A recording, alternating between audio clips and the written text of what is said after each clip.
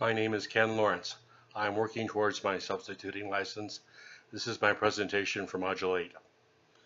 As a community dedicated to improving the educational experiences of our students so they have a better chance to succeed in college and get 21st century jobs, I would like to make a proposal.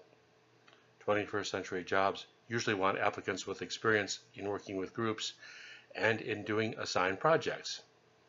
They are not always looking for applicants with experience in sitting in lectures and taking notes.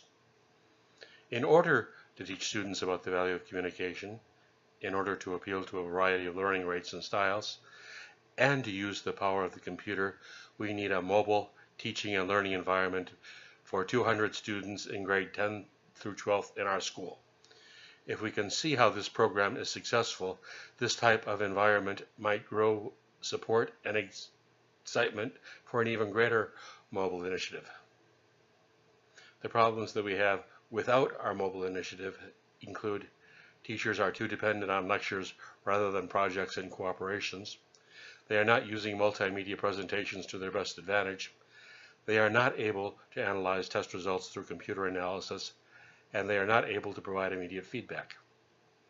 They are not able to reach out to sick or absent students or students with different learning styles or different learning rates. Special education students are often lumped in with more conventional learners.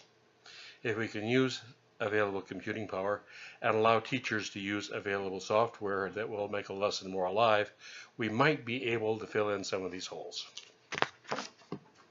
The solution is to implement a free package such as Google Classroom that would allow teachers to use multimedia presentations on mobile devices and iPads and iPhone screens, allow teachers to exploit many of the resources on YouTube and allow opportunities the internet provides, and other opportunities the internet provides, allow teachers to use the material developed by other teachers, allow students to view a lecture on a student's iPhone or iPad, and allow students to use email to work together to fulfill a group assignment. After we have discussed the problem and the solution, the next thing that we should consider is the cost. We will limit the discussion to the cost of the specific hardware students will need access to. The district itself need not spend money. The students accepted into the program would have to provide proof they have access to the internet, as much as $100 a month.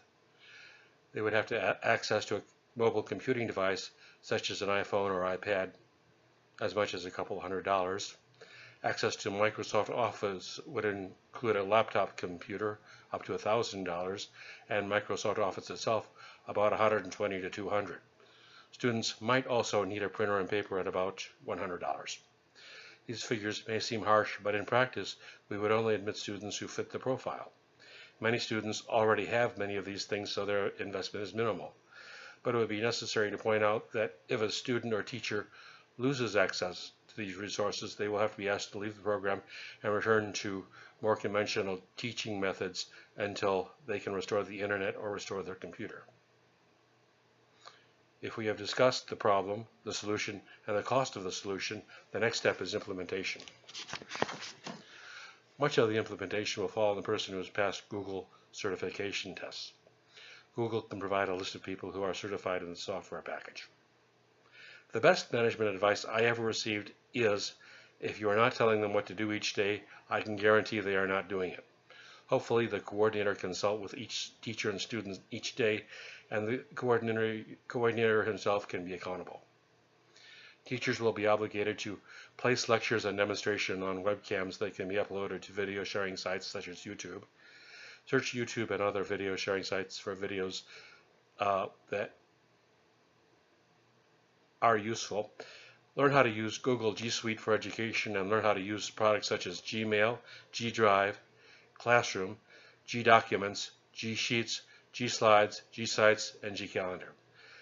These products are free and Google supports them.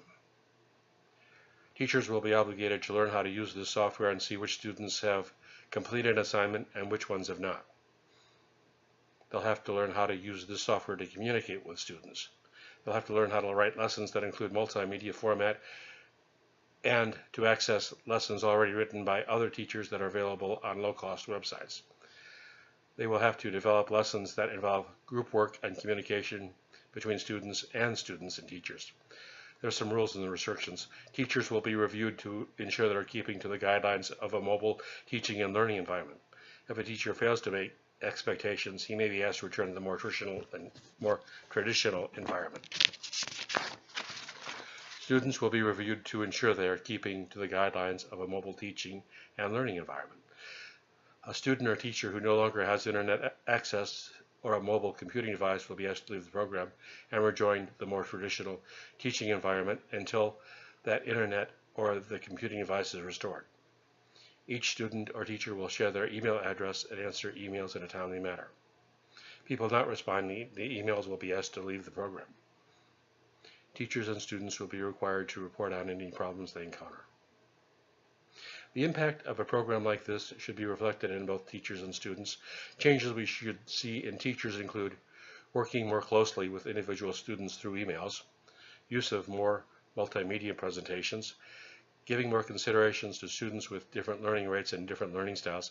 There will be less emphasis on lecture and rote learning, improved productivity based on less emphasis on classroom discipline, less confrontation with individual students, more emphasis on subject matter, and a shift from individual work to more group-centered projects. Changes we should see or would like to see in students include more responsibility for completing assignments on time, getting better at working in groups, the ability to work independently, being more comfortable with using computers in the workplace, more emphasis on focusing on assignment rather than personality clashes with the teacher, less emphasis on posturing for other students, less horseplay, less disruptive behavior. The advantages for teachers are more options in lesson plans, better documentation of student performance, and less time spent on classroom management. The advantages for students are less emphasis on lecture, immediate feedback, and learning how to work in groups. Teachers and students will use the new resources in ways that will be more task-oriented rather than teacher-student relationship-oriented. The project is worth the district's investment because it prepares students for the real 21st century world rather than the 19th century world. As the demands of the world change, education should change with it. As educators, we have a great responsibility placed on us. Sometimes that involves change and learning new things. It involves looking at what other groups are trying and asking what works and what does not. Even harder than looking at these things, we should figure out ways to do what works. It seems to be a case of opportunity disguising itself as work, but we are responsible for both the students that parents trust us with and for the money that we collect in taxes. So we should place ourselves under a greater obligation than folks who are in business simply to make money. Thank you for your time.